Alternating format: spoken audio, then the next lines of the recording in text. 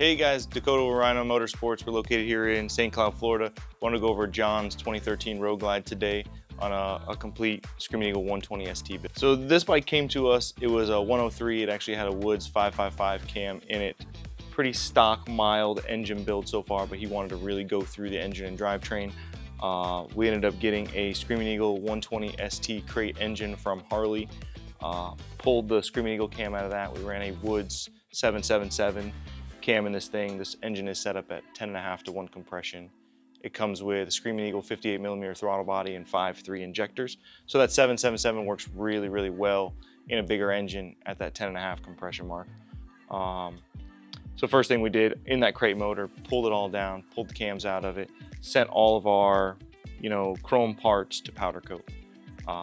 Jason White with JW Coatings did all the powder coat work for us. We ran the Screaming Eagle pump and plate with that Woods cam, the T-Man air cleaner on this setup, just so we can maximize the amount of flow that we have. Right, we got a big motor, we got a big throttle body, we need big flow for air. So that T-Man it's called the no loss for a reason. It can really move the volume of air this motor needs. We wanted to give a view into the engine, right? That was our idea. We wanted to see what's going on inside too. So it's got all the Trask clarity covers on it, from the cam cover to the derby cover on the other side, so we can get an idea of the mechanics on what's going on. It's a really neat look for this customer. Kind of goes well with the T-Man air cleaner as well. With this engine build, we overhauled everything. We did the Baker grudge box transmission, their clutch actuator as well. We did the primary. One of the things that we ran into, we added the Baker 5-quart oil pan, right? The goal of this big motor, we wanted to keep it cool as well. So having that additional quart of oil definitely helps with that. Well, with the center stand that he had on here, the Baker 5-quart oil pan, the two aftermarket parts just didn't want to jive together. So we had to modify the center stand bracket a little bit to hang onto the frame so that we could run both components at the same time.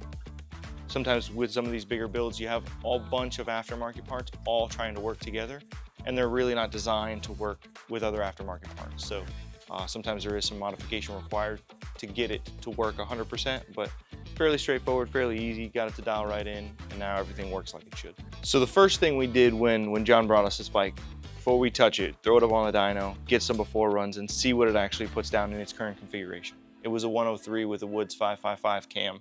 It made 91 horsepower and 108 foot-pounds of torque. Respectable, good bike to ride. The bike has a Thundermax ECU in it, so the bike was running great.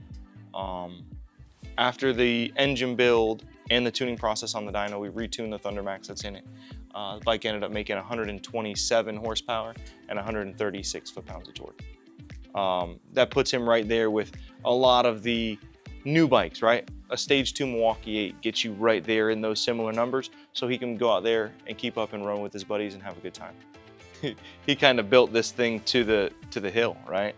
Without re-engineering the whole setup, without changing the compression ratio, changing the cam, or doing something wild like a turbo. There's not much else he could do to this engine combination to make it any better, right? Without going bigger in displacement, without upping compression, without doing a crazier cam that may make more horsepower but less torque, or adding a turbo. This thing is pretty much built to the max of its current setup.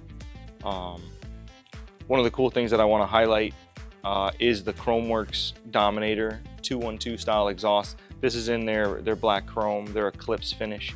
It is a really, really nice pipe.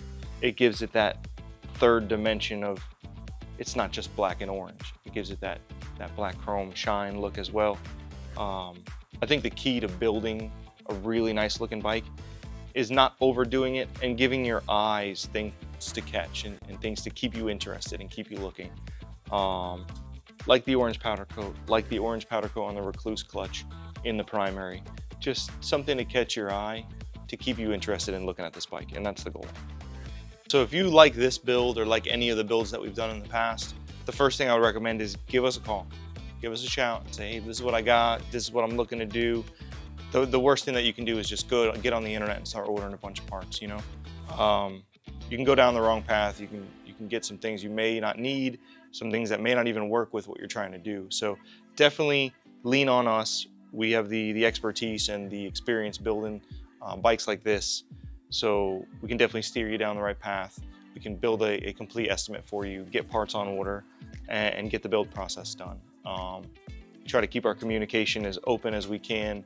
Some of the secret sauce we don't give away, but trying to keep our customers up on what's going to work with their current setup and what's going to be the best for their bike and their riding style is important to us.